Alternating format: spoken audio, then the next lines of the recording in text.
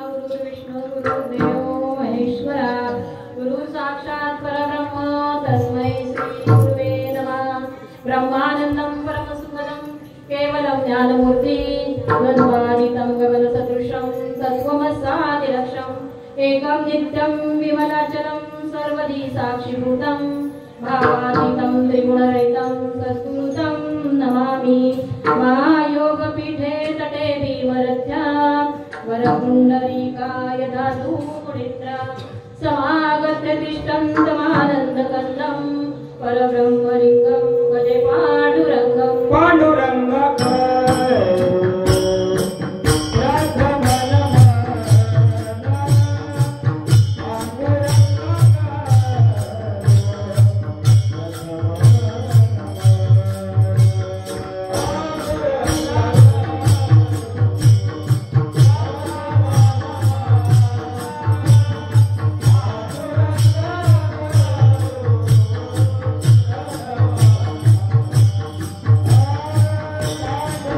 Bye.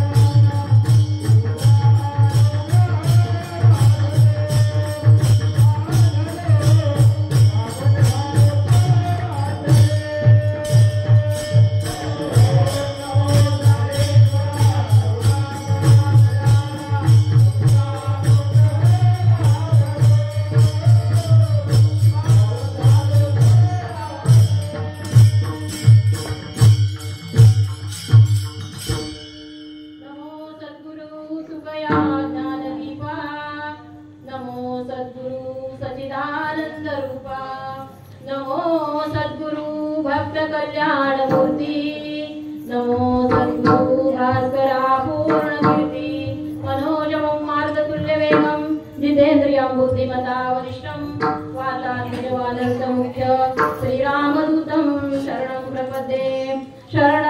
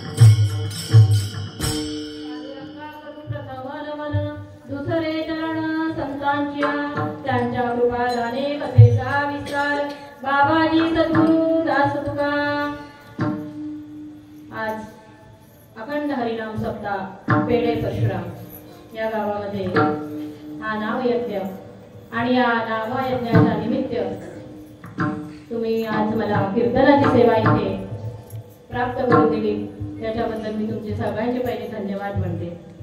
अखंड हरिनाम सप्ताह पेढे परशुराम हा नामयज्ञ आणि ह्या नामयज्ञासाठी जो आज तिसरा दिवस ना आज तिसरा दिवस सेवेसाठी मला मिळाला प्राप्त झाला भगवंताच्या कृपेने. भक्त ऐसे जाणा जे देई उदास गेले आशा पाश निवारुनी विषय तो त्यांचा झाला नारायण नावडे जनधन माता पिता. हा 4 चरणाचा अभंग आहे. तुकाराम महाराजांनी हा उत्तम असा आपल्याला माझ्या यथामती यथाशक्तीप्रमाणे तो जसा सुचवेल त्याप्रमाणे आपण भावार्थ करण्याचा प्रयत्न करूया. तुमच्यापर्यंत तो पोहोचवणार आहे. कार्यकारण या ध्याला भगवंतांनी उभं केलेलं आहे आणि हा विषय तो त्यांचा भक्त ऐसे जाणा जे देही उदास.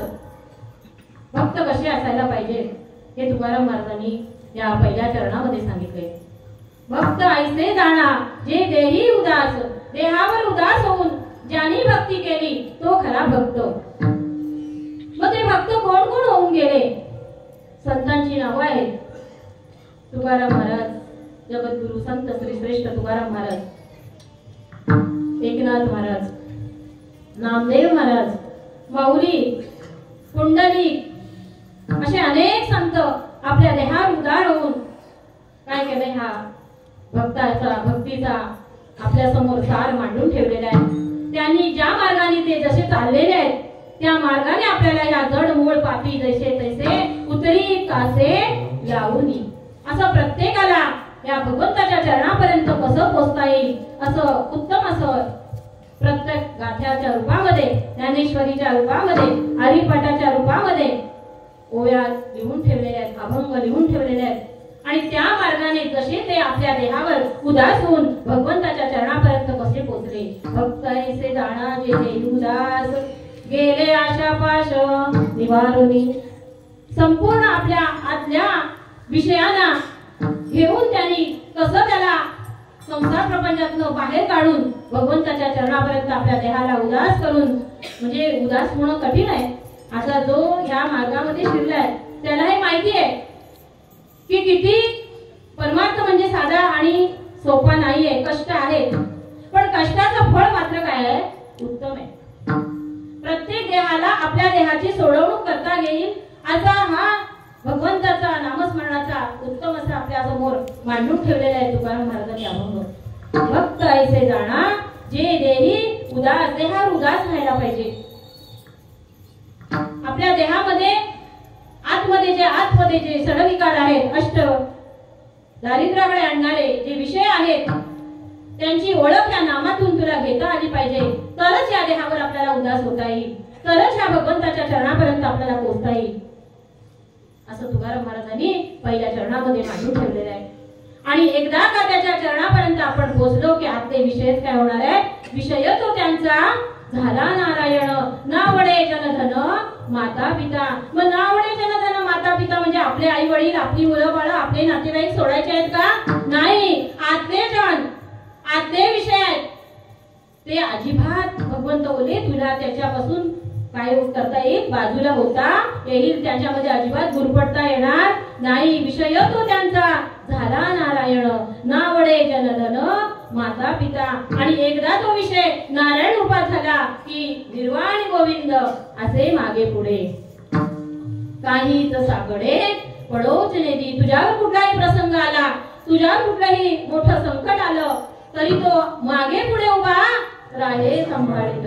आली आघात निवारावे. असा तो आपल्या पाठी आणि पुढे कसा करतो? उभा राहतो आणि भक्ताला काय करतो? सावरतो. निर्वाणी गोविंद असे मागे पुढे काहीच साकडे पडोच नेदी. कुठल्याही प्रपंचातला, कुठल्याही संसारातला जरी भाग उभा राहिला तरी तो कोणाच्या तरी रूपात येऊन आपल्याला सावरत असतो. फक्त ज्या संतांनी मांडून ठेवलेल्या त्या संतांच्या मार्गदर्शनाखाली जर आपण चाललो ना तर मात्र काय आहे? या देहावर आपल्याला उदार होता येईल. आणि मग शेवटच्या चरणामध्ये तुकाराम महाराजांनी सांगितलंय, तुका म्हणे सत्य कर्मा भावे सहाय्य आणि घातलिया भय नरका जाणे. का तुकाराम महाराजांना हे मांडून ठेवायला लागलं? आज ह्या कलियुगामध्ये सत्याला काय आहे? कमी आहे ना हो. साथ सत्य काय मागे राहतं आणि जे खोटं आहे, जे वाईट आहे, वाईट विचार आहेत त्याला काय भर आहे जास्त.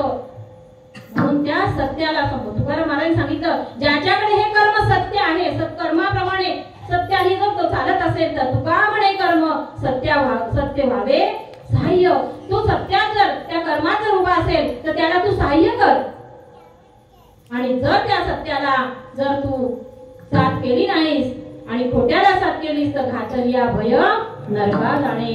त्या जर सत्याला तू खरोखर खोटं पाडलंस तर तुला काय करायला लागेल? नरकात जावं लागेल.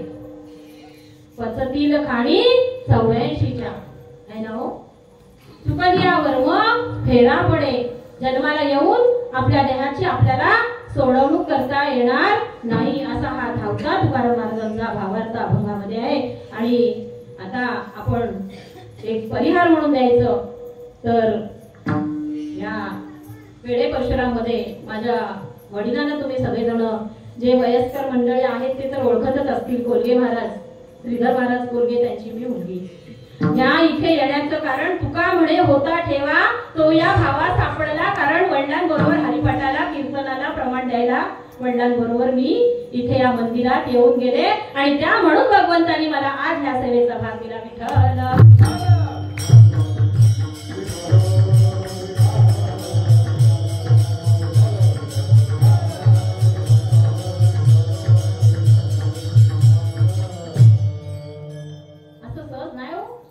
उजळले भाग्य आता अवघी चिंता वाढली. भाग्य उदयाला आलं. तुमच्या सेवेला, तुमची सेवा करण्याचा या देहाला उत्तम प्रकारे लाभ झाला. कारण ह्या इथे मंदिरामध्ये वडिलांबरोबर येणं झालं आणि तो ठेवा आज माझ्या वाट्याला आला. आता आपण ह्या अखंड हरिनाम सप्त्याचं जर म्हटलं तर 7 दिवसाचं हे नामयज्ञ आहे. ह्या नामयज्ञामध्ये आपण या मंदिरात येऊन 7 दिवस जो यज्ञ चालू आहे त्या यज्ञामध्ये आपल्याकडून हरिपाठ, कीर्तन, श्रवण आणि नामस्मरण ह्या सगळ्या भागातून ह्या 7 दिवसामध्ये आपल्याला पुण्याई कमवायची. आता पुण्याई कमवायची म्हटल्यानंतर आपल्या देहावर आता 7 दिवस तरी उदास व्हायला पाहिजे, वेळ काढायला पाहिजे, संसार प्रपंचातनं इथपर्यंत यायला पाहिजे. कारण आपल्याला वर्षाचे 12 महिने संसार आहे, वर्षाचे 12 महिने प्रपंच आहे. पण त्याच्यातून हा नामयज्ञ आज ह्याचं म्हणेन, हा जो नामयज्ञ आहे, मगाशी मला एक महाराजांनी सांगितलं की हा नामयज्ञ कधी चालू केला केला ते आम्हाला कोणालाही माहिती नाही, म्हणजे पूर्वजांपासून तो हा नामयज्ञ चालू आहे, होय ना? आणि याला इथं काय चालू केलं? पारायण मात्र 47 वर्ष झाली. म्हणजे खरोखर ना त्याचा अंत नाहीये, अंत नाही असा जो परमार्थ इथे चालू आहे, म्हणजे अखंड तिथे इथे काय होतोय? यज्ञ चालू आहे. त्या यज्ञामध्ये आज आपल्याला लाभ घ्यायचा आहे, आपल्या देहाची सोडवणूक करून घ्यायची आहे. कारण आपण जन्माला आलो आणि जन्माला आल्यानंतर मनुष्य देहाने काय करावं, काय प्राप्त व्हायला पाहिजे, हे या नामयज्ञामध्ये आपल्याला शिकता येतं. कारण एखादा अभंग श्रीमंतीचा समज तुकाराम महाराजांचा आपण जर घेऊन सुरुवात केली ना, तर एका ओवीचा भावार्थ इतका सुंदर आहे, तर त्या एका ओवीमध्ये एवढी श्रीमंती आहे तर तास 2 तास सुद्धा निरूपण संपणार नाही. असं हे तुकाराम महाराजांचे अभंग, ज्ञानेश्वर माऊलींचे अभंग, एकनाथ महाराजांचे अभंग, नामदेव महाराजांचे अभंग, असा हा गाथा श्रीमंतीचा आपल्या समोर मांडून ठेवलेला आहे. फक्त आपण ह्या यज्ञामध्ये येऊन त्याचा लाभ घेतला पाहिजे, आपल्याला वेळ काढला पाहिजे. कारण संसार आणि प्रपंच हा कधीही मरेपर्यंत आपल्याला सुटणार नाही. सतत ती आपल्या संसाराच्या गोष्टी आपल्या डोळ्यासमोर येत राहतात. कारण हे युगच कलियुग आहे. या कलियुगामध्ये त्यांनी अट्टास केलेले आहे, समस्त जनास मी नाचवीन. मी कुणालाही नामस्मरणाकडे, कुणाकडे विष्णू स्मरणाकडे कोणालाही येऊन देणार नाही, असा कलीने काय केलाय? विडा उचललेला आहे. आणि म्हणून त्या कलीचा भर जास्त असल्यामुळे नामस्मरण करताना आपल्याला अनेक तऱ्हेचे संकट, आपल्याला अनेक तऱ्हेचे प्रसंग आपल्या समोर येत असतात. आणि आपण त्या प्रसंगाला डळमळून आपण परत परमार्थापासून बाजूला होत असतो. पण तेवढ्याच ताकदीने भगवंतानी पण सांगितलेलं आहे त्या कलीला, या युगामध्ये तू जाणार आहेस ना, तर मात्र माझे जे विष्णू भक्त आहेत ना त्यांना तू त्रास देऊ नकोस. आणि म्हणून जरी त्यांनी विडा उचललेला आहे, तसा संतान मंडळीने सुद्धा आपल्या समोर हा भक्ती मार्गाचा विडा उचलून घेतलेला आहे. या विडा उचललेल्या त्याच्या विडाला आपला हातभार लागला पाहिजे, तरच आपण आपल्या देहाचं काय करणार आहोत? सोडवणूक करून घेणार आहे. कारण जन्माला आलो त्यावेळेला आपण आईच्या गर्भवासामध्ये त्याला वचन दिलेलं आहे, आठवी न पायी हा माझा नवस, रात्र आणि दिवस पांडुरंगा.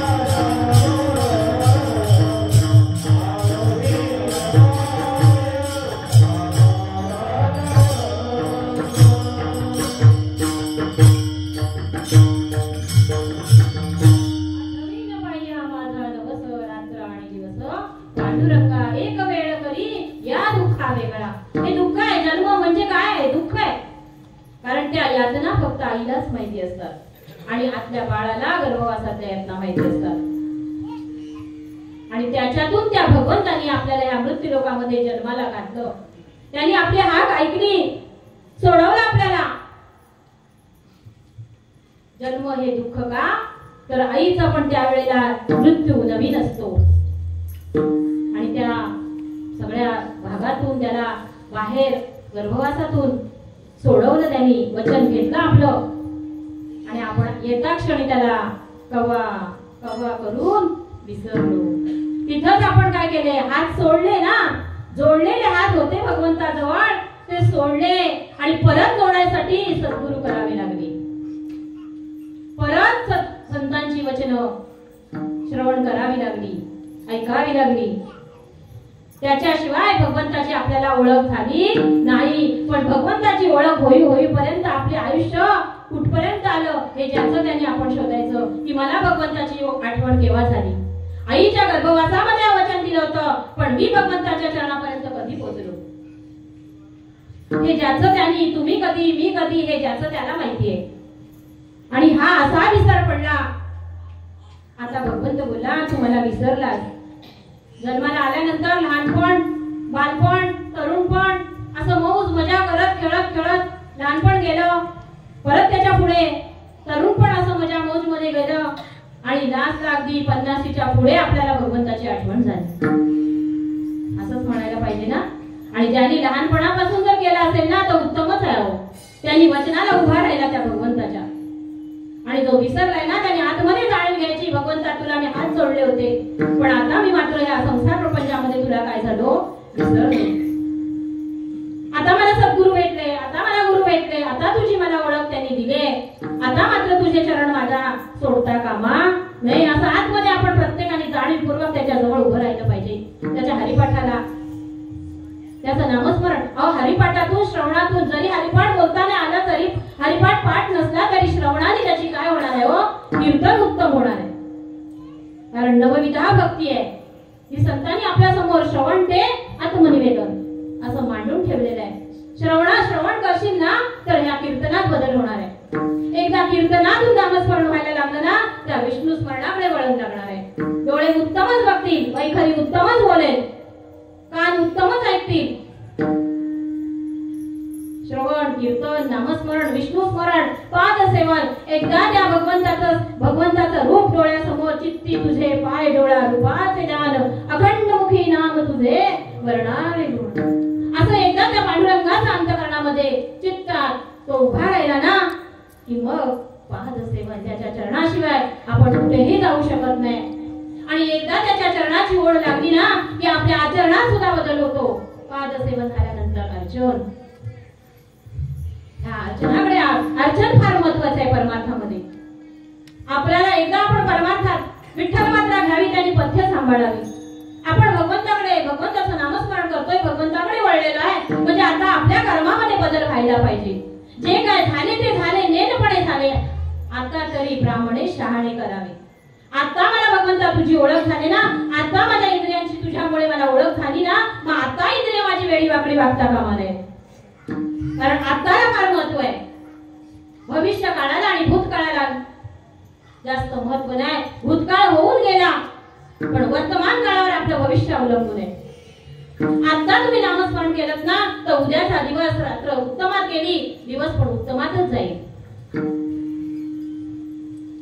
आणि आज आपण जे करू ना तेच उद्याला आपल्याला प्राप्त होणार आहे. त्यांनी ज्यांना ह्या जीवसृष्टीवर निर्माण घातलेला आहे त्यांना सुद्धा त्यांनी दाणा आणून ठेवला, तर आपल्याला त्यांनी आणलं नसेल का? पण आपल्या कर्मानुसार सगळं आपल्या घरात येत असतं. बघा शेती पिकते भरपूर, पण घरात येईपर्यंत काही सांगता येत नाही. आपण म्हणतो ह्याला काय आताच कोसळायला पाहिजे होता काय, आपण त्याला शिव्या करतो. तो कोसळेल नाही तर काय, आपल्या कर्माप्रमाणे आपल्या घरात ते धान्य येणार. आपण आपल्यालाच ओळखायचं. एवढी मोठी चांगली शेती पिकवली त्यांनी, लावणी उत्तम झाली, पेरणी उत्तम झाली, लावणी उत्तम झाली, त्याला कणसं उत्तम आली, मग माझ्या घरात ती दाण्या का आला नाही? आपण शोधलं पाहिजे. आपण त्याच्या सृष्टीचा समतोल कसा राखायचा तो त्याला माहितीये. आपण उगाच बोलत असतो आता काय ह्याला कोसळायला हवा होता काय? आपण ओळखायचं माझ्या घरी काहीतरी कुठेतरी मी कमी पडते म्हणून इथपर्यंत. त्यांनी कोणालाच उपाशी ठेवणार नाही. असं त्या भगवंताचं कार्य आहे. आणि म्हणजे संतांनी आपल्या समोर मांडून ठेवलेलं आहे. संतांनी पण संसार प्रपंच केला, तुकाराम महाराजांनी केला, एकनाथ महाराजांनी केला, नामदेव महाराजांनी केला. पण किती संकट, किती कष्ट, किती भरपूर ताप त्यांना झाले, पण त्याच्यातून ते काय झाले, नामस्मरणाकडे वळून आपल्या देहाला सदैव वैकुंठाला घेऊन गेले. अशी अघटित घटना घडली ना हो. तुकाराम महाराजांनी आपल्या देहाचा विधी काय होतो शेवटला आपल्याला प्रत्येकाला माहिती आहे. पण तुकाराम महाराजांनी या देहाला सुद्धा इथे ठेवलं नाही. देहा सकट भगवंत त्याला घेऊन गेला म्हटल्यानंतर त्या देहाने काय कमवलं असेल. आता तुकाराम महाराजांनी सांगितलंय, हकारुनी सांगे तुका नाम घेता राहू नका. आम्ही बी काय आहे ना तो अभंग, आम्ही बी तरलो तुम्ही बी तरा, म्हणजे आम्ही सुटलो आता तुम्ही सुटणार. आणि ते सुटायसाठी आपल्या समोर तो गाथा आपल्या समोर मांडून ठेवलेला आहे. त्या अभंगाच्या द्वारातून आपण आपल्या स्मरणात आणून आपण एक एक ओवी अशी उत्तमाची जर आतमध्ये जर घेतली ना, तर आपल्या देहाची सुद्धा आपल्याला सुटका करता येईल, सुटता येईल. ते जसे देहावर आज आपल्याला पण गोडी लागली तर म्हणून तर आपण आज मंदिरात आलो. एवढीच माणसं आहेत का गावात? नाही. पण तुका म्हणे होता ठेवा तो या, ज्याच्या भाग्यात आहे तू इथं मंदिरात येणार. आपण कोणाला नाम यज्ञ म्हणजे आज आपल्या देव मंदिर आपल्या गावामध्ये हा यज्ञ का करायचा? आपल्या गावावर कुठलंही संकट येऊ नये, आपल्या प्रत्येक घराघरामध्ये भगवंताचं नाम पोचावं. हा अट्टहास संतांनी चालू करून दिलं, सद्गुरूंनी आपल्याला या वळणावर आणलं. आता आपण हा मार्ग धरून राहिलो पाहिजे, बरोबर ना? आणि जर आपण असे राहिलो ना, तरच आपल्या देहातून जे भगवंताला वचन दिलेलं आहे त्या वचनाची पूर्तता, तो वेळ उशीर झाला तरी तो काय करणार आहे, आपल्या देहाला सोडवणार आहे. पण तो पण महाठगास ठग आहे, महाठगास ठग आहे. तो बोलतो तू हात सोडलेस ना, ठीक आहे, आता तू संसारात गुंतलास, प्रपंचात गुंतलास, श्रीमंतीत गुंतलास, इष्टदीत गुंतलास, कुठे कुठे मोठ्या बंगला घोड्या गाडीमध्ये गुंतलास. पण एक लक्षात ठेव, जसा आईचा गर्भवास आहे तसा हा मृत्यूलोक सुद्धा गर्भवास आहे, गर्भवास आहे. या गर्भवासातून शेवटच्या क्षणाला जाताना मात्र त्याला हातच जोडावे लागतात. भगवंता सोडव सोडव सोडव असं बोलावं लागतं. जे आईच्या गर्भवासामध्ये सोडव सोडव म्हटलं ना, तेच आपल्याला शेवटच्या क्षणाला सोडव सोडव म्हणून बोलावं लागतं. म्हणजे ज्याने नाम घेतलं त्याला सोडवलं.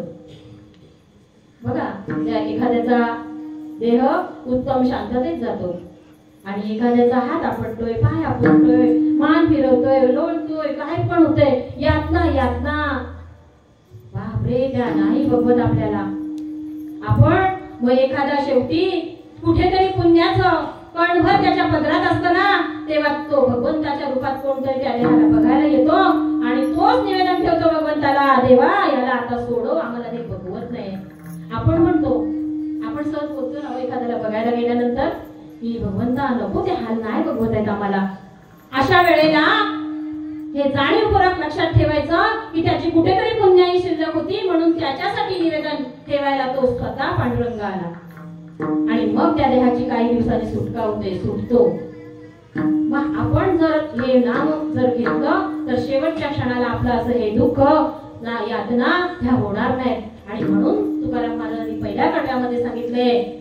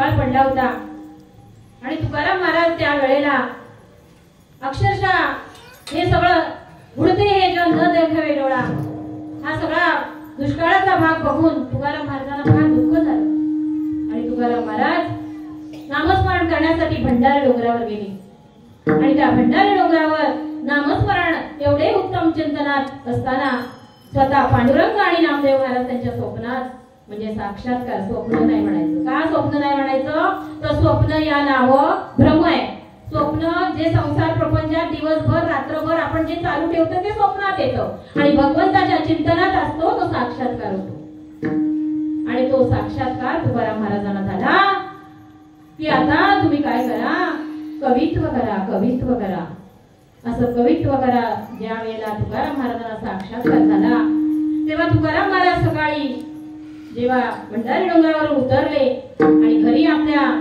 भावाला आवाज दिला कान्होबा इकडे ये जे काय असेल ना आपलं खाते भूक जे काय आहे ते सगळं आण 2 भाग कर त्याचे तुझ्या वाटणीचा तू घे माझ्या वाटणीचा असेल तो मी घेतो तू त्याला सांगितलं नाही तू करू नको म्हणून पण त्यांच्या जो वाटणीला भाग जो आला होता तो अशी बैलगाडी लावली आणि तो सर्व खाते बुकाचं म्हणजे श्रीमंत 64 कोटीचे श्रीमंत होते तुकाराम महाराज पण कोणी कर्ज घेतलं होतं कोणी पैसा नेला होता किती काय त्यांच्याकडनं उधारी नेलेली होती पण विचार केला नाही कोणी दिलेत कोणी नाही दिले सगळं भरलं बैलगाडीमध्ये आणि इंद्राणीच्या डोहामध्ये नेऊन काय केलं सोडून दिलं का तर आजपासून काय करायचंय भगवंताने आपल्याला नामस्मरण करण्यासाठी साक्षात्कार केलेला आहे आणि त्या दिवसात त्याच दिवशी भक्त ऐसे जाणा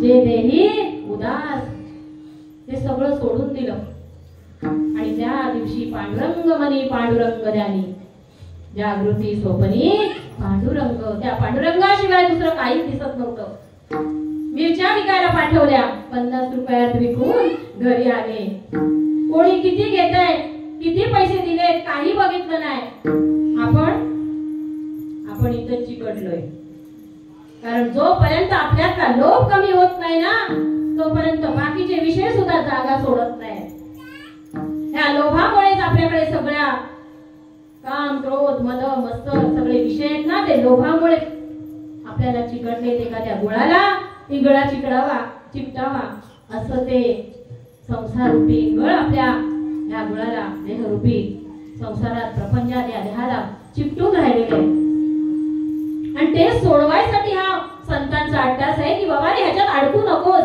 कर संसार संसारी असोनी नसावे म्हणजे संतांनी संसार पण केला पण संसारात अडकले नाही संसारच परमार्थ करून ठेवला म्हणजे जे काय करत होते ना ते त्या भगवंताच्याच रूपात बघत होते त्याला कांदा मुळा भाजी अवघी विठाबाई माझी सावतामाळांनी काय केलं गेले नाही विठ्ठलाला पांडुरंगाला भेटायला पंढरपूरला पण मुळामध्ये कोण आहे हे झाड वाढतं कसं म्हणजे वाढवतो कोण ह्याला फळ कोण आणतं ह्याला फूल कोण आणतं म्हणजे तो पांडुरंग माझ्या झाडाच्या मुळामध्ये पडतो आहे असं संतांनी त्या पांडुरंगाला कांदा मुळा भाजी अवघी विठाबाई माझी असं संसारात त्याला पाहिलं पांडुरंगाला आणि आपल्या देहावर ते काय झाले उदास झाले आणि संतांचा हाच अट्टास आहे अरे बाबा संसार कर संसार किती जरी केला तरी तोकडाच आहे तो इथंच राहणार आहे तो काय आपल्या बरोबर येणार आपल्या मागची जी पिढी गेली त्यांनी काय नेलं का नाही नेलं सगळं इथंच ठेवलं आणि हे डोळ्यांनी बघून सुद्धा आपण तिथंच चिकटलोय अजून आपल्याला सोडता येत नाही आणि ते सोडता यावं हा संतांचा अट्टास आहे आणि म्हणून हा अभंग लिहून ठेवला भक्त ऐसे जाणा जे देव उदास गेले आशा पास निवारणे आणि त्यांच्याकडच्या आशा मनसा तृष्णा तुटी बघा त्या चौक भरिला असन या अभंगामध्ये रजतम दुपारती रजतम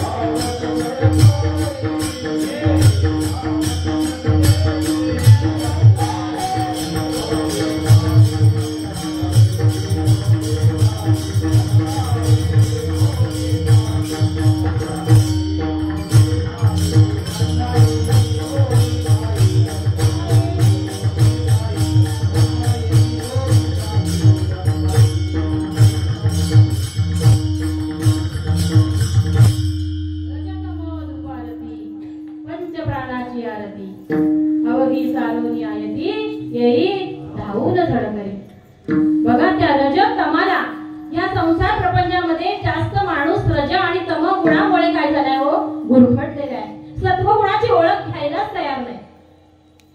रजगुण म्हणजे धर सोड, हे पण पाहिजे ते पण पाहिजे, व ते हरिपाठ पण करीन आणि संसार पण करीन. पण संसार करायचा आहे, पण संसारातून हरिपाठाला वेळ काढला पाहिजे. एखाद्या टायमाला कीर्तन आहे, भजन आहे, हरिपाठ आहे, थोडीशी बाजूला सारता आली पाहिजे. भांडी कुंडी, कपडे बिपडे जे काय असं संसार म्हणजे बाबा उद्याचा नंतरचा वेळ जो आहे तो मी या संसारासाठी देईन, पण आताची परमार्थाची वेळ जी मला मिळालेली आहे ती परत मला मिळणार नाही. कारण काळाची बावडी पडेल बा जेव्हा सोडविना तो, तेव्हा सोडविना तुला देशीचा चौधरी आणि सोयरी भली भली कोण नाही. गेल्यानंतर सगळं घर स्वच्छ करायला नातेवाईक असतात ना, माहिती असेल आपल्याला. प्रत्येकाला प्रत्येक घरात काय नाही काही तर प्रसंग येऊन गेला असेल, त्यावेळेला आपल्याला कळतं की आपलं घर आपण दुःखात असतो, पण आपलं सोयरीक येऊन आपलं घर नीट नेटकं करतात. म्हणजे संसार काय कोण टाकणार नाही. म्हणून तुकाराम महाराजांनी ज्या संसारासाठी हा रजगुण आणि तमगुण आहे त्या संतांनी काय केलं, पंचप्राणाची आरती, रज तम धुपारती, त्या रजगुणाला आणि तमगुणाला धुपारत बनवली आणि त्याचा सुगंध पंचप्राणाची आरती केली. 5 प्राण अपान व्यान समान आणि उदान आहे ना. ह्यांना काय केलं, त्यांनी आरती बनवली आपल्या देहाची, पंचप्राणाची आरती. अवघी सारोनी आयती येई धावून झडकली, असे तुकाराम महाराज त्या अभंगामध्ये म्हटलेले आहे की आता मी माझा हा चौक भरलाय, चौक भरिला असनी पाचारली. कुळस्वामींनी आदिमाया शक्तीला पाचारण केलं आणि बोलवलं ह्या भक्तीला. ह्या चौकावर धर्म अर्थ काम आणि मोक्षाचा चौक सजवला संतांनी आणि त्या संतावर आसन करून दिलाय त्या आदिमाया शक्तीला. येई धावून झडकरी त्या विठाईला आदिमाया शक्तीच्या रूपात पांडुरंगाला हाक मारलेली आहे. आणि अशी ती रजतमाची दुपारत बनवून पंचप्राणाची आरती करून त्याला हाक मारून आपल्या देहाला सोडवण्यासाठी त्या भगवंताजवळ त्यांनी काय केले, हाक मारले. अशी तुला या रजतमातून रज आणि गुणतम गुणातून सत्वगुणाचं पाचारण करून आदिमाया शक्ती ह्या भजनातून उभी करून तुला या देहाची सोडवणूक करता आलं पाहिजे, असं संतांचं हे कार्य आहे. विषय तो त्यांचा झाला नारायण, नावडे जनधन, माता पिता होते, सगळे होते. बघा त्यांची पत्नी तुकाराम महाराजांची अन्न करून गेली. म्हणजे एवढे 64 कोटीचे श्रीमंत असताना सुद्धा एक वेळ अशी सुद्धा आली, पण देहाने कसे झाले होते, हो श्रीमंत होते, उदार होते. त्यामुळे त्या दुःखाचं कधी त्यांना जाणीव झाली नाही की माझ्यावर हा प्रसंग आलाय म्हणून. आणि म्हणून त्यांना सांगायचंय संतांना आपल्याला की तू नामस्मरणात राहा, तू त्या हरिपाठात राहा, तू त्या भगवंताच्या स्मरणात राहा, म्हणजे तुला दुःखाची झळक पोहोचणार नाही. प्रसंगाचं काही वाट नाही, प्रसंग हे येणारच आहे. जर जन्माला आलेल्या त्या प्रत्येकाच्या मागे पुढे हा प्रसंग उभा आहेच. आपल्या वडलोजीत आणि जे काय आपल्या पाठीकडे पिढी जे करून गेले प्रारब्धाचा भोग जो आहे तो आपल्याला भोगायला पाहिजेच. आपण फक्त प्रॉपर्टी बघतो, पण वडलोजींची मला वडलोजी जे आहे ते मला मिळायला पाहिजे, प्रॉपर्टीकडे लक्ष जातो. पण वडलोजीतांकडून जे चुकीच्या घटना घडलेल्या त्याचा प्रारब्धाप्रमाणे भाग आपल्याला जर उभा राहत असेल तर तो सुद्धा आपल्याला घेण्याची ताकद आपल्याकडे उभी राहायला या नामस्मरणातून पाहिजे. की बाबा थोडंफार का होईना माझ्या वाट्याला त्या पिढीतलं आलं असेल, मला भोगावं लागणार आहे, असा जर आपण अंतःकरणामध्ये त्या नामातून सामर्थ्य उभं केलं ना तर विषय तो त्यांचा झाला नारायण, नावडे जनधन, माता पिता.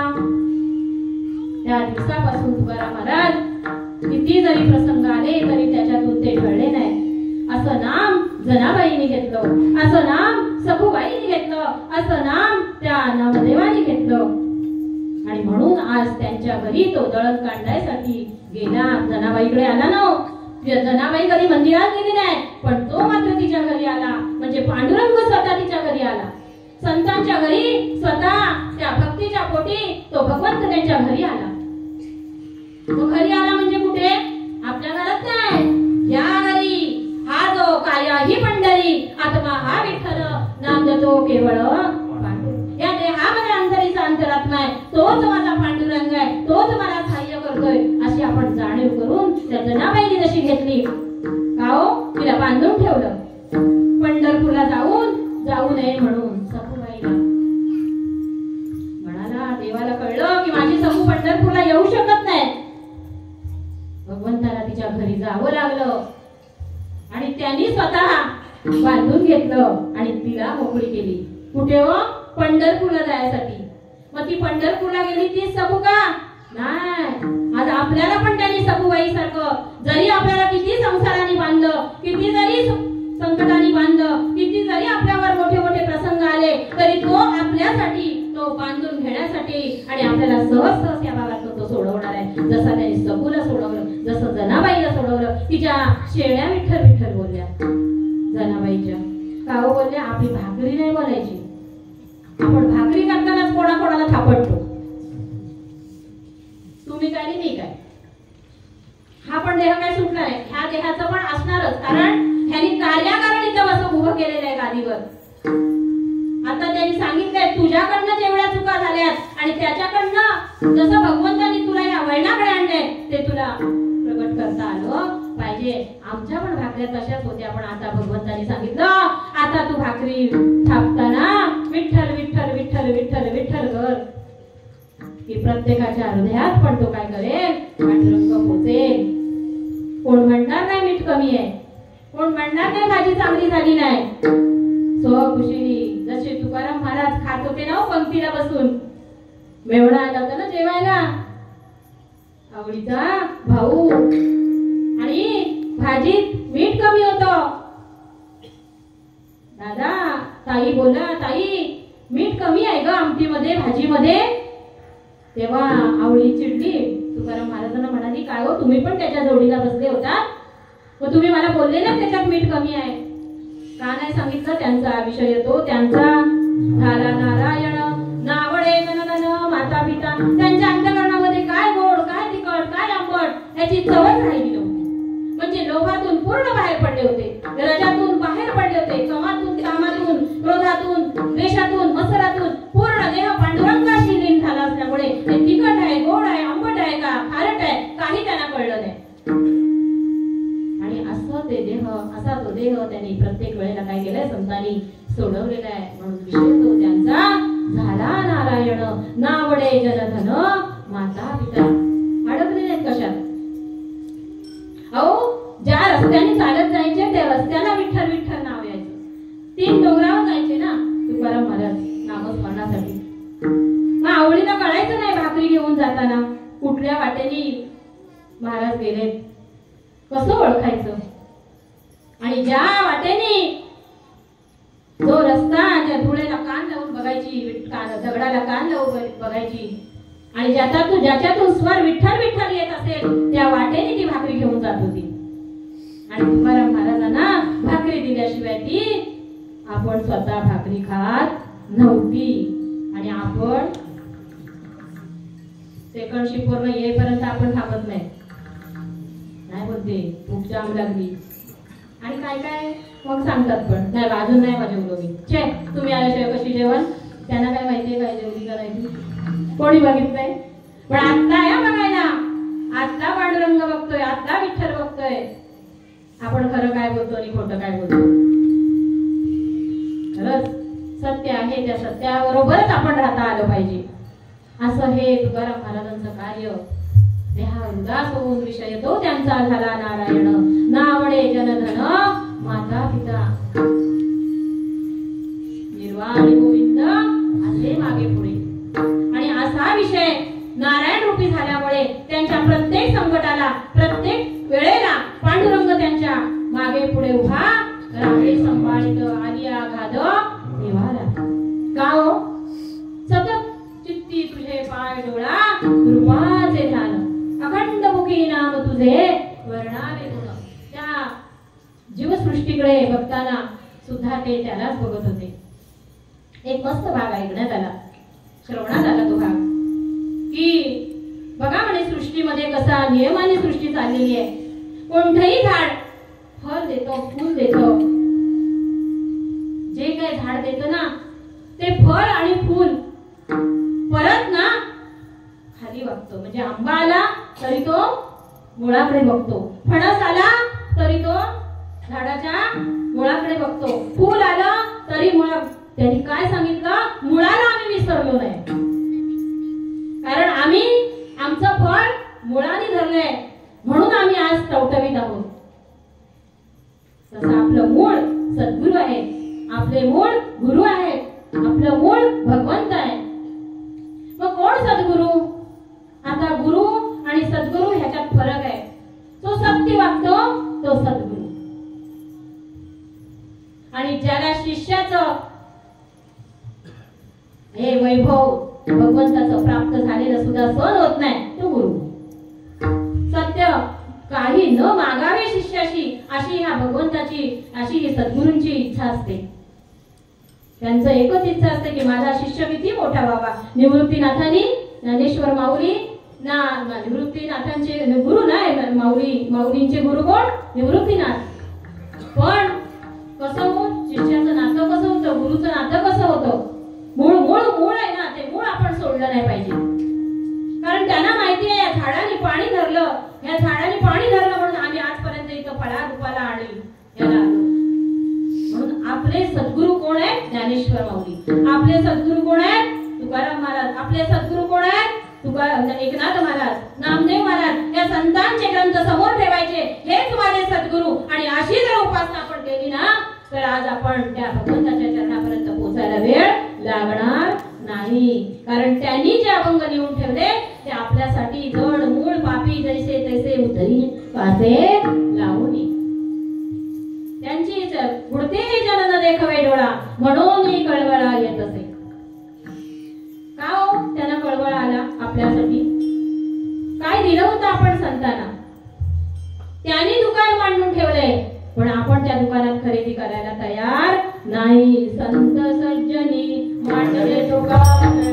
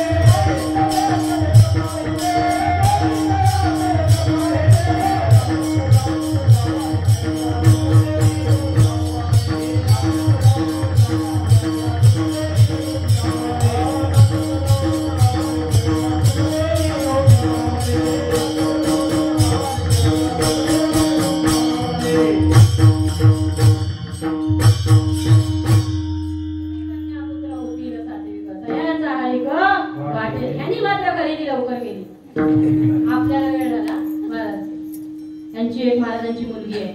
सतत महाराजांबरोबर 2.5 तास तुम्ही तर सगळ्यांनी पाहिजे असेल कीर्तन. जेवढा वेळ अहो ह्या मंडळींनी खरेदी केली या संतांच्या दुकानातलं, आणि आपल्याला दुकानातलं खरेदी करायला किती वेळ लागला. आपणच आपल्याला शोधायचं, पाहावे आपण आपल्याला बघायचं आपण किती भगवंताची भक्ती करण्यासाठी वेळ लावला. गोड वाजवते तो, गोड वाजवते. बघताना असं वाटतं भगवंता खरंच ना कोळी कन्या पुत्र मोठी सात्विक दयाचा हरिक. आज 1 नंबर कीर्तनकार होणार तो, 1 नंबर वाजवणारा होणार. आताची पिढी बघा, लहान लहान मुलं भजनाला हरिपाठाला किती सुंदर हरिपाठ. मगाशी पण आल्यानंतर आम्हाला बघायला मिळालं, छान हरिपाठ झाला. अगदी सुंदर वातावरण वाटलं बघताना मंदिराचं. कारण ज्या वेळेला मी वडिलांबरोबर आलो तेव्हा इथे काहीतरी पत्र्याची शेड होती, त्या वेळेला की असं उघडं होतं पूर्ण. पण आज ते मंदिर बघून इतकं सुंदर वाटलं की खरंच धन्य आहे खरंच. आणि अशी ही पिढी संतांचे जे दुकान मांडले ते खरेदी करताय. आता आपली राहिलेत किती आयुष्य हेची रत्नपेटी, त्या माझी भजन रत्ने गोमटी, ईश्वरी आरपोने लुटी आनंदाची करारी. आयुष्य आता काय जे राहिलंय ना, आयुष्य जात आहे पहा, काळ जपत असे महा, स्वहिताचा घोर वहा, ध्यानी रहा तुम्ही हरीच्या. का हो आयुष्य आज एक पळी कसं आहे कमी होतंय. रात्र गेली, दिवस गेला, रात्र गेली, सकाळ गेली, असं हे आपलं दिवस रात्र काय होणार आहे, जातच राहणार आहे. म्हणजे आपल्याला जाणीवपूर्वक त्या भगवंताच्या नामात किती वेळ घायला पाहिजे ते आपण आपल्याला ओळखायला पाहिजे.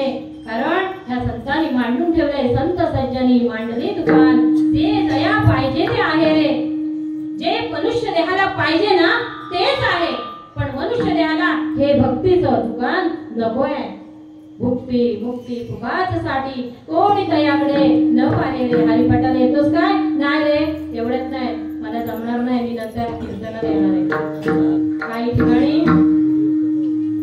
7 ते 9 कीर्तन ठेवलं महाराज. का?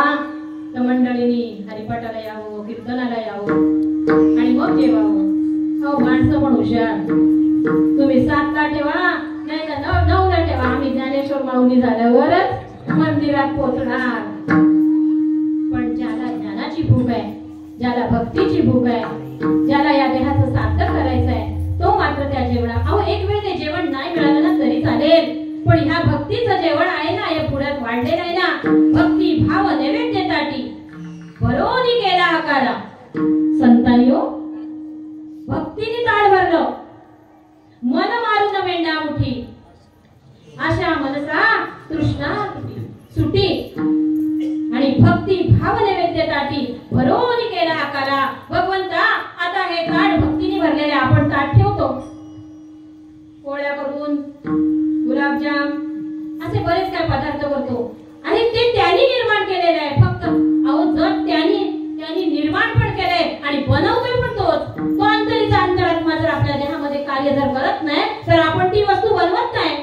तो हात उचलतो, तो या दृष्टीने दाखवतो आपल्याला, तो या वैखरीतून बोलतो, तो या कानातून ऐकतो आणि म्हणून हे सगळं मी या सृष्टीवरचं साध्य करू शकते. असं जर आपण आपल्याला शोधलं ना, तो बोलतो अगं तू माझ्या स्मरणातच राहायच, वेगळी उपासना करायची गरजच नाही. मला ओळख नसता ओळखला हरी धन्य तो त्याचा संसार सुखार्थच आहे, काहीच कमी पडत नाही. सत नलती सायास जावे वनांतरा, सुखे येतो घरा, कुठे मनात जायला नको, आपल्याच घरामध्ये त्याचं भगवंताचं त्याला जर सगळ्यामध्ये संसार प्रपंचात पाहिलं ना तर त्याला ते आवडेल. आणि असं हे संतांनी ताट आपल्या देहाचं उदार होऊन भरलं. अशा मनसा कृष्णा सुटी हे सगळे तोडले, सगळ्यांना सोडलं, बाजूला केलं आणि विषय तो त्यांचा झाला नारायण, नावळे जनधन माता पिता. भक्ती भाव नैवेद्यासाठी त्या देहामध्ये तू फक्त भक्ती आहे ना, मी फक्त जाणीवपूर्वक तुला दिली इंद्रिय, हात पाय कान डोळे मुख बोलायला वचन, तेने तू जोडशी. त्या नारायणाला जोडायसाठी इंद्रिय मी तुला दिलेत रे. कारण 83 लक्ष योनी 999 मध्ये या भगवंताची आपल्याला ओळख घेता आली नाही. कारण आपण इथं आलोय ना ते सगळ्यांना इथं जाऊन आलोय. एक एक योनी कोटी कोटी फेरा आणि मग लागे वाला मनुष्य. इथे आलोय 84 योनी आहे, ही शेवटची योनी आहे, इथे सुटायचा मार्ग आहे. कारण त्या योनीमध्ये त्या भगवंताला कधीच निवेदन ठेवता आलं नाही. 8वी पायी हा माझा नवस रात्र आणि दिवस, कधी हात जोडता आले नाही. कारण बुद्धी नव्हती, वैखरीच बोलायला नव्हती, त्याचं नाम घ्यायला वैखरी होती. तोंड बघा, प्रत्येक प्राण्याला तोंड आहे पण बोलता येत नव्हतं. आता किती जरी आपल्या समोर मुखे प्राणी दिसले तरी त्याला नाम घ्यायचं म्हटलं तर घेता येईल का? नाही. तसं ते 83 लक्ष 999 84 लक्ष योनीमध्ये शेवटपर्यंत त्या निवेदन त्या भगवंतापर्यंत ठेवता आलं नाही. आता मनुष्या तुला मी या 84 लक्ष योनीमध्ये आणलेलं आहे. आता तू माझं नाव घेऊन तुझ्या देहाचंही सार्थक कर आणि मलाही सोडव. कारण तो गटारात लोळून आला, तो गुराढोरांच्यात मार खाऊन आला, तो प्रत्येक अंशामध्ये जाऊन किडा मुंगी सारखा तो लोळत लोळत जसा देह अर्पण झाला तसा देहाला घेऊन तो इथपर्यंत आला, हो मनुष्य देहापर्यंत. आता तो बोलतो अरे भगवंता, अरे मनुष्या तू मला सोडव रे. कारण आता तुला मी ही दिली इंद्रिय, हात पाय कान डोळे मुख बोलाया वचन, तेने तू जोडशी नारायण. आता तू मला जोडलेस ना, मग आता तुला पण मी सोडवेन. म्हणून त्याला जसं संतांनी जोडलं तसं आपल्यालाही जोडता आलं पाहिजे. आणि म्हणून ते शेवटच्या ते 3ऱ्या खंडामध्ये निर्वाणी गोविंद असे मागे पुढे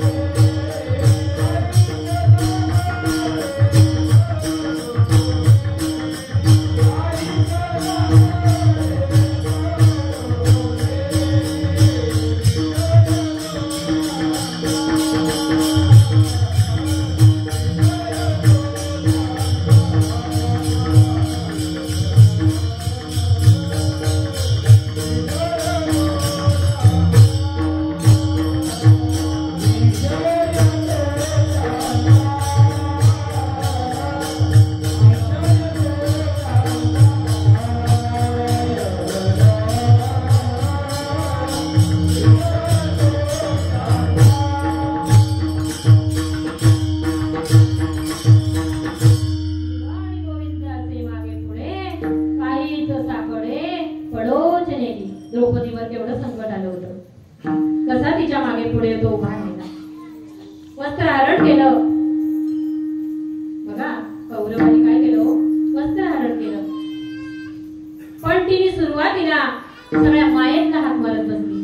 पितामह, द्रोणाचार्य, कृपाचार्य सगळी नातं होतं तिला दिसू लागलं. हे मला सोडवतील, तिथे मला या प्रसंगाला माझे उभे राहतील. सगळ्यांसमोर हात पसरले, सगळ्यांना बोलवलं मला सोडवा या प्रसंगातून. पण कोणीही तिला सोडवलं नाही. नारद मुनी वरती गेले भगवंताजवळ आणि सांगितलं, अहो तुम्ही इथे निवांत बसले आणि द्रौपदीवर केवढा मोठा प्रसंग आलाय आणि तुम्ही अजूनही गेले नाही.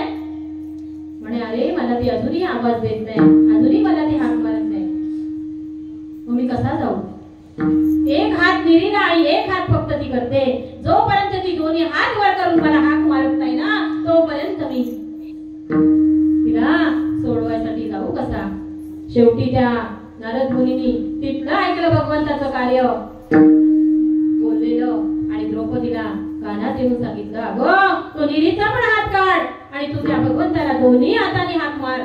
तो भगवंत तुझ्यासाठी धावत येईल. मग निरी म्हणजे काय? संसार आणि प्रपंचाला जर धरलं आणि एकाच हाताने एकीकडे संसार पण पाहिजे एकीकडे भगवंत पण पाहिजे, तसं नाही. भगवंत हा संसारच तुझा आहे, प्रपंचही तुझाच आहे. कार्याकारण मला तू इथं आणलेलं आहे. आता माझं तुझ्याकडून नामस्मरण घडावं. तसा तो धावत जसा त्या द्रौपदीसाठी स्वतः वस्त्र होऊन झाला. कोठे गुंतलासी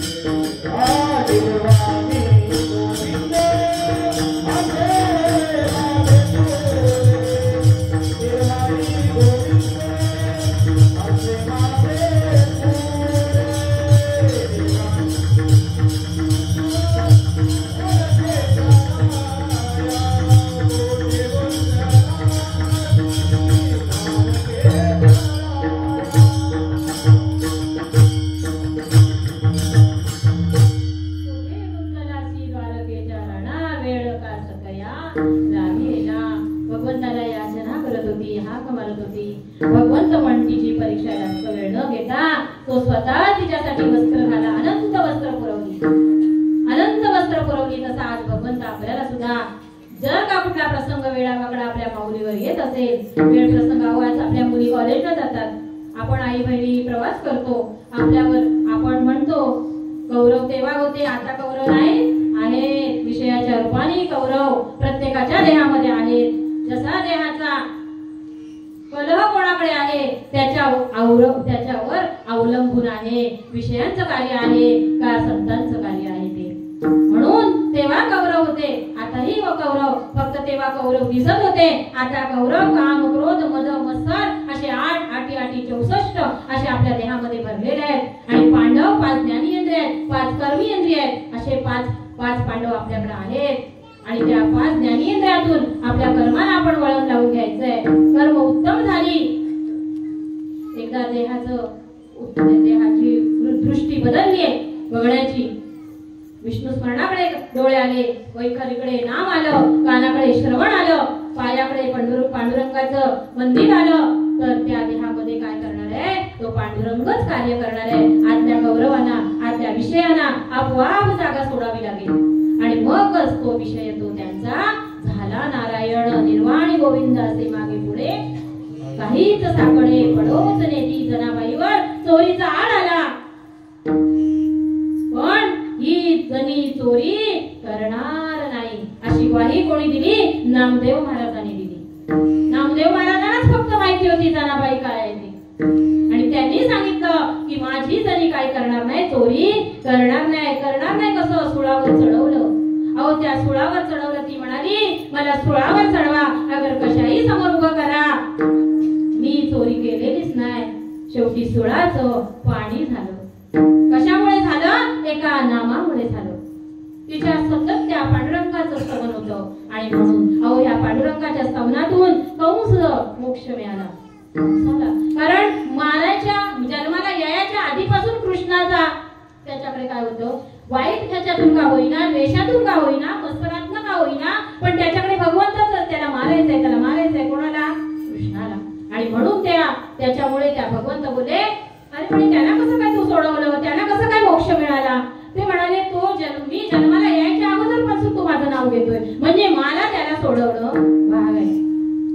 असं राक्षसांना पण त्यांनी मुक्ती दिली.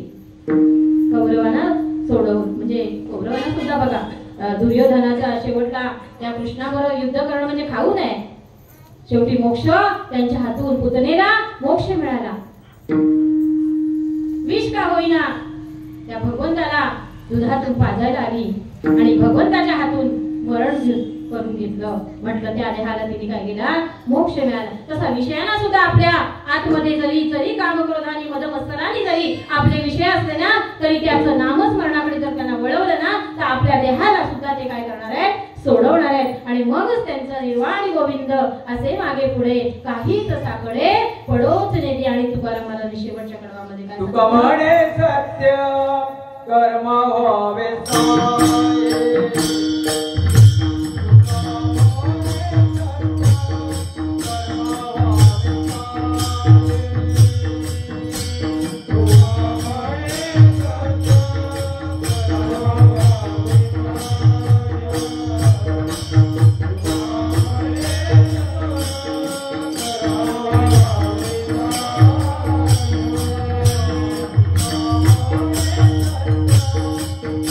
Oh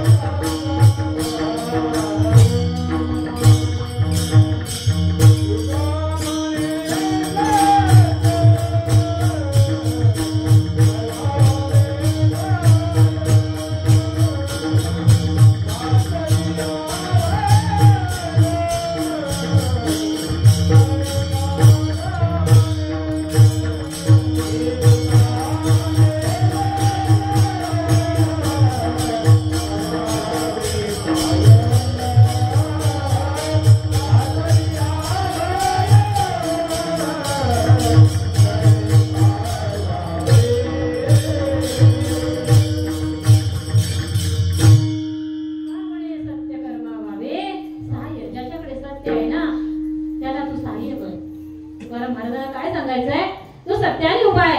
थोडासा सत्याला त्रास असतो. आपण काय बोलतो, नाही बा तिने मला सांगितलंय बोलू नको, मी कसा काय तिची बाजू नाही घेतली तर तिला राग येईल. पण खोटं आहे ना. जर खोटं आहे, एखादी गोष्ट चुकीची आहे, एखादी गोष्ट वाईट आहे, तर आपण त्या असत्याकडे आपण का वळा. एक वेळ तिला राग आला तरी चालेल, एक वेळ त्याला राग आला तरी चालेल, पण सत्य आहे ते मला बोलता आलं पाहिजे. त्याचं कर्म उत्तम आहे, तो सत्याने चालत आहे. अशाला तुकाराम मला सांगताय काय, सहाय्य कर. आणि जर का तू असत्याला सहाय्य केलंस तर घातली अभय नरकात जाणे. कुठे वेळ येत जायची, नरकात. तो तर जाणारच आहे, वाईट बोलणारा तर जाणारच आहे, असत्य वागणारा तर जाणारच आहे, पण त्याच्या बरोबर तूही कारण नसताना नरकामध्ये जाशील. म्हणून सत्याला आपण साथ केली पाहिजे. कितीही प्रसंग आला, कितीही वेळ कुठली आली तरी बाबा भगवंता तू मला सांगितलेलं आहे, तुकाराम महाराजांच्या वचनातून माझ्या कानापर्यंत मला पोहोचलेलं आहे, श्रवण झालेलं आहे. तुका म्हणे सत्य कर्म व्हावे सहाय्य, उत्तम कर्म करत राहणं. सकाळी उठल्यापासून रात्री झोपेपर्यंत भगवंता माझ्या देहाकडनं कुठलंही वेडवाकडं कर्म घडता कामा नये, ही जाणीव आपल्या देहामध्ये आपण घेऊन हा पूर्ण दिवस, रात्र आणि दिवस आयुष्य घालवलं पाहिजे. तरच या देहाचं आपण साध्य करू शकतो. आणि म्हणून तुकाराम महाराजांना सांगायचंय की असं काय जो का वेडवाकडं कोण वागत असेल त्याच्या नादाला लागू नको. ते वेडे वाकडे जातील ते जातील आणि तुलाही नरकात नेतील. आणि म्हणून आपण जागं राहायचंय. आपण आतमध्ये आपल्या देहामध्ये आपण जागं राहायचंय. आपण कोणाबरोबर चालतोय, असत्याबरोबर चालतोय की सत्याबरोबर चालतोय.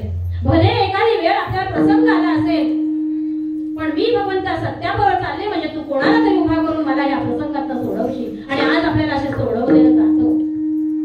बघा, ज्यांनी भगवंताचं उत्तमात उत्तम नामस्मरण त्याला धरून ज्यांनी केलेलं आहे ना, त्याला मार्ग सापडे सुगम.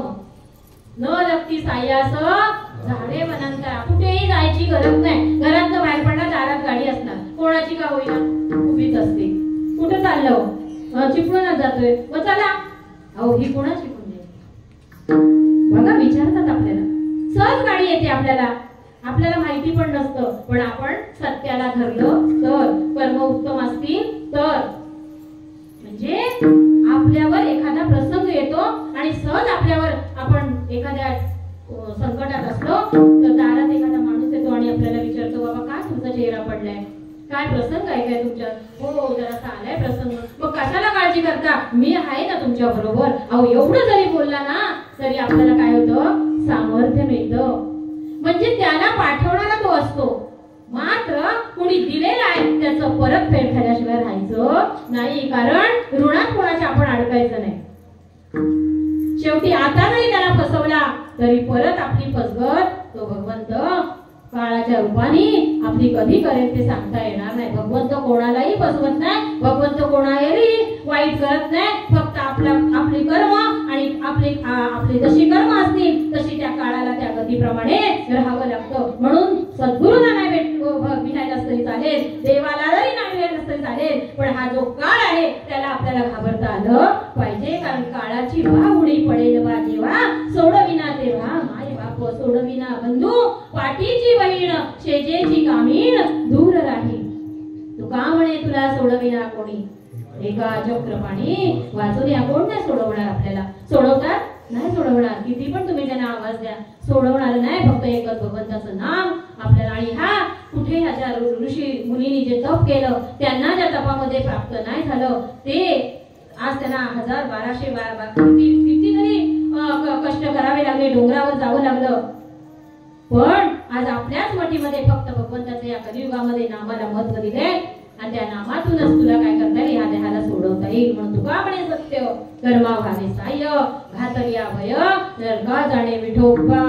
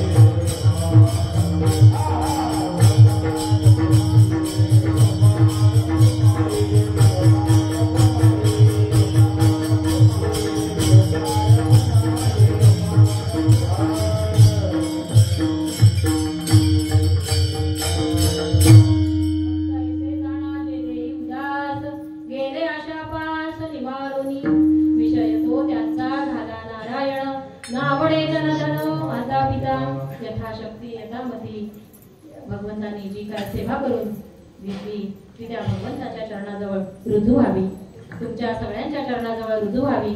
जे काय उत्तमाचं होतं ते तुम्ही चांगलं समजून आपापल्या देहामध्ये उभं करा. काय असं चुकीचं जर गेलं असेल यांच्याकडून तर ते माझ्या जवळ द्या. कारण शेवटी कायम्या पामरे बोलावी उत्तरे, काही नाही बोलू शकत. तो जर बोलवता धनी वेगळाची साळुंकी मंजूळ बोलत असे वाणी. तो भगवंत बोलतो. आपण कार्याकारणे या देहाला भगवंताने उभं केलेलं असतं, जेणेकरून त्याला ते कार्य त्या भगवंताचं दाखवायचं असतं. म्हणून मला मस्त भगवान छोट्या बाळाने पण छान वाजवलं. आणि आज आमचे महाराज शैलेश महाराज ही सर्व मंडळी गाणारी मंडळी यांचं नाव वगैरे आहे, पण सगळ्यांचे आभार, सगळ्यांचे धन्यवाद. खरंच मला साथ चांगली मिळाली.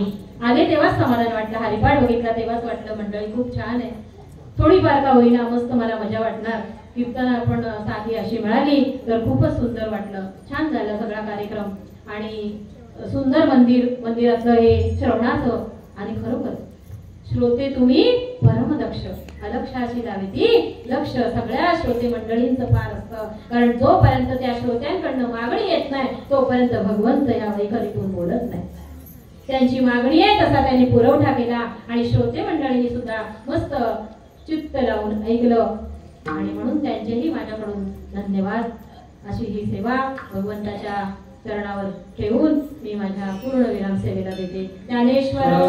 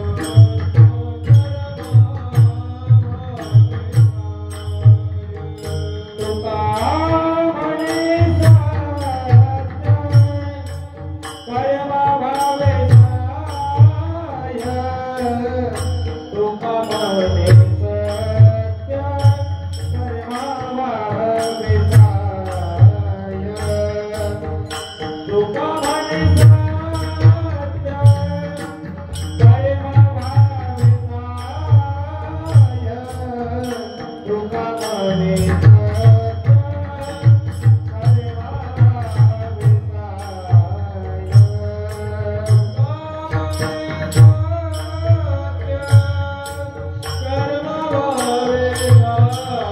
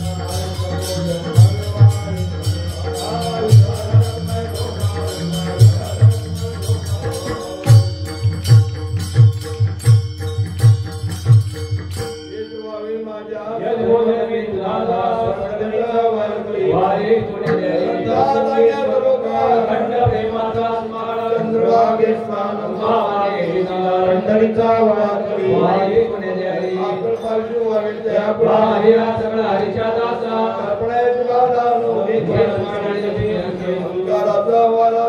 माझ्या मनाचा भागवांशी